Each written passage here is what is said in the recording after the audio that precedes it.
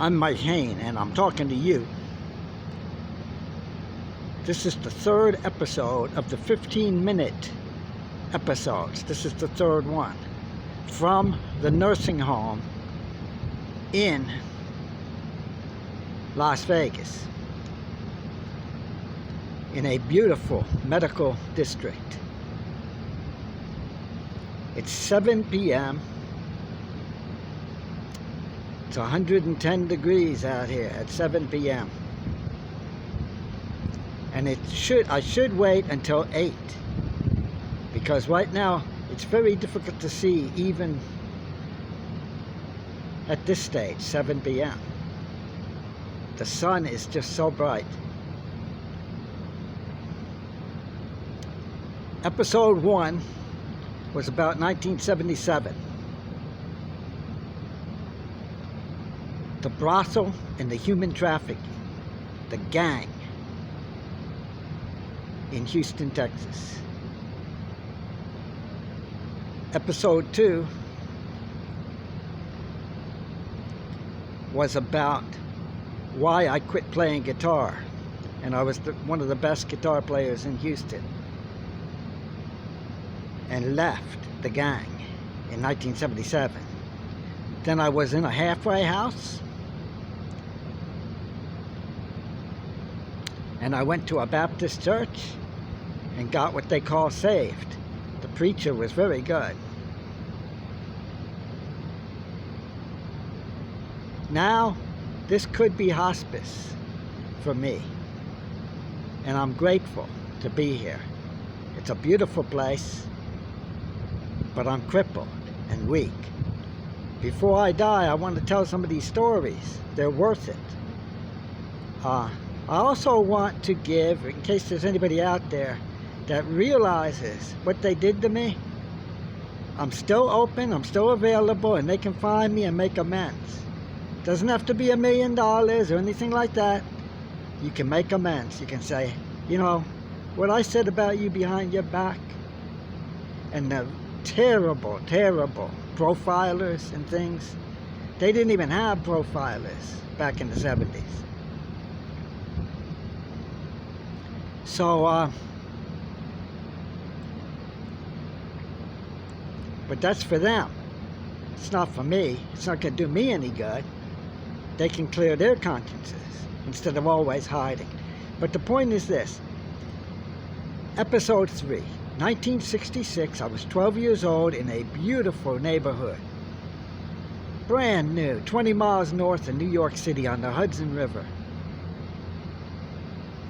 I was 12 years old, and I was small for my age. And I wasn't good at sports, but I was an intellectual. I was good at school, very smart. In 1976, in this small neighborhood, beautiful, beautiful wooded neighborhood, 20 miles north of New York City. 20 boys, 30 boys, then all the girls and the sisters. And our family had 3 boys.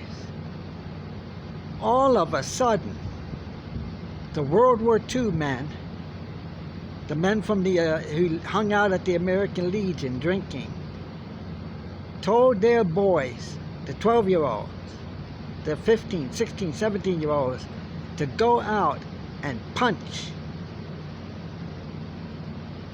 their friends. And I was very popular. Now all of a sudden I have to go punch this guy, and we're gonna punch and fight. But here's the secret. Even though I was little, I wasn't a sissy. I've been brave my whole life. But I was smart. And that's the reason why I'm making this video. Because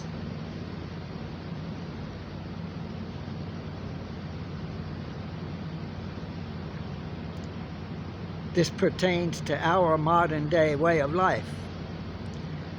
And it's really hard. It's messed up.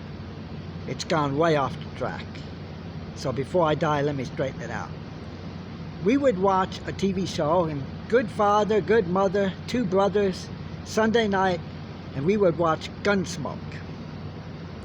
Now, I don't know how stupid or cowardly the other kids are, but I'm not a coward, and I'm not stupid.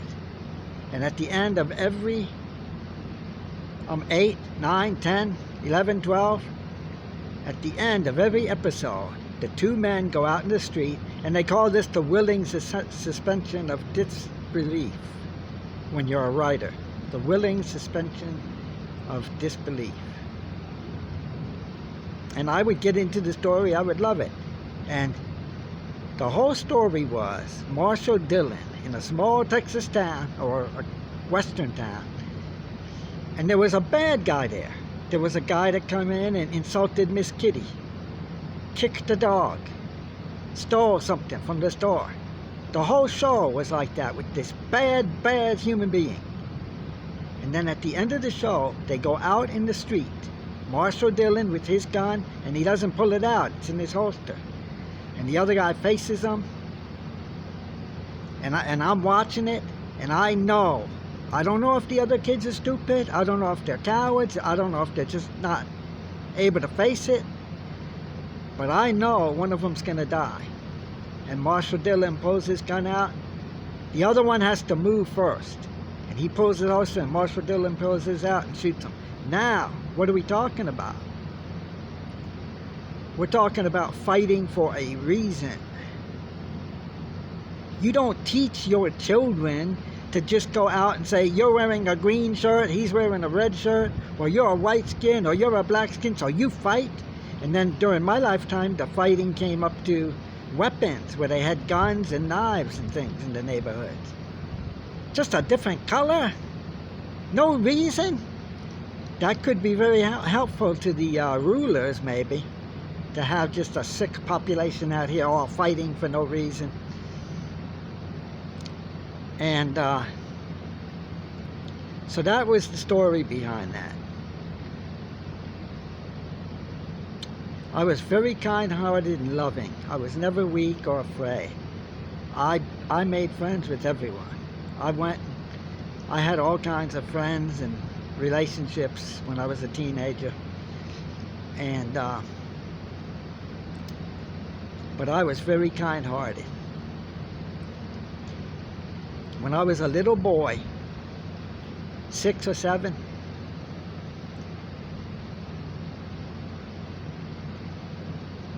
I somehow found a white mouse in the woods behind our house, and I brought the mouse back to the basement of our house, and I put it in a jar, a glass jar, with and I filled it up with water over the mouse's head. And I'm just a little boy. I remember to this day the way that mouse was scraping against the side of the glass. Nobody knows this story. I've never told this. It wasn't that important, I guess. And I had done this. And the mouse was scraping against the side of the glass, and then a bubble came out of his mouth and he drowned. I was in the woods back of our house, and I found a garter snake, and I pulled its head off.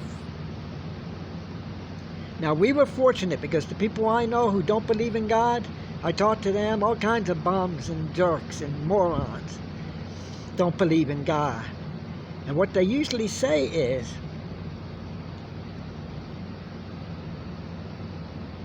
they grew up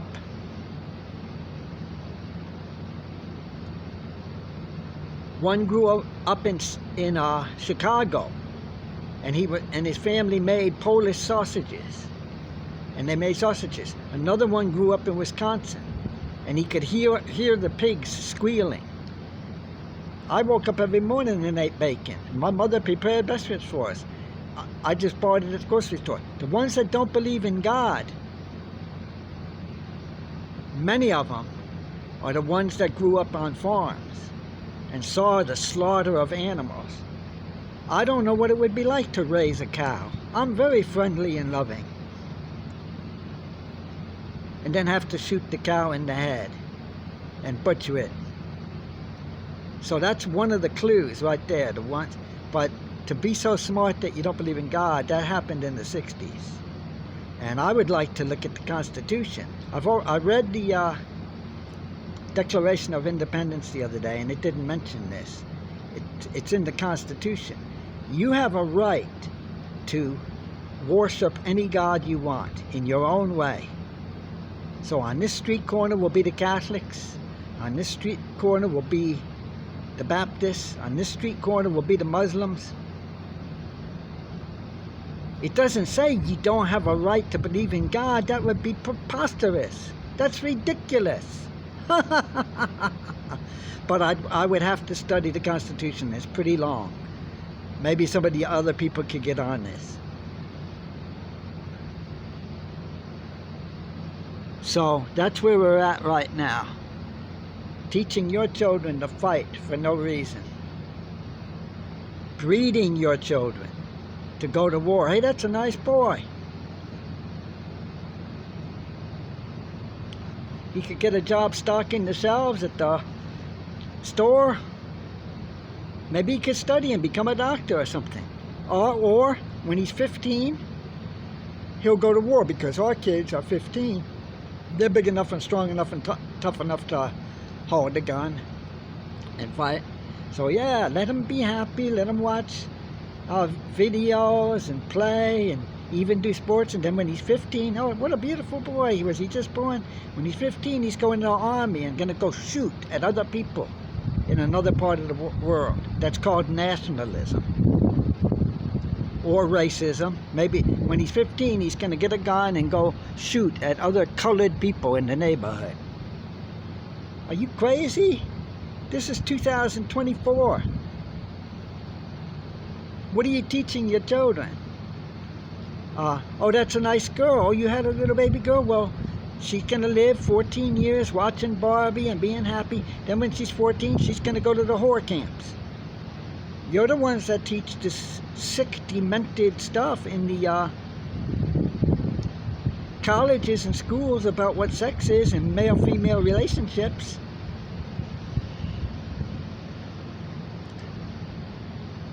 Are you prepared for that?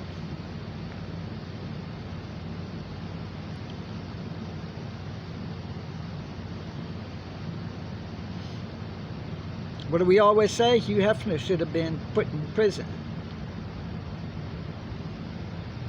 in the 1960s when he said he was going to make a magazine showing women's breasts.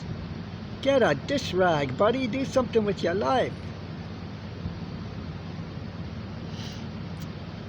So I've done my best today, even sick and feeling weak, but in a beautiful, beautiful rest home, I guess they call it, nursing home for the elderly.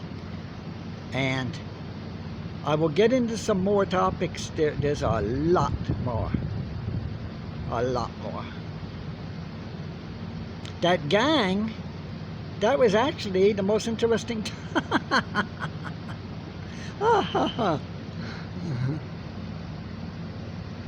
I'll try to get into what I call the Ferguson incident. And that happened at the whorehouse in 1977.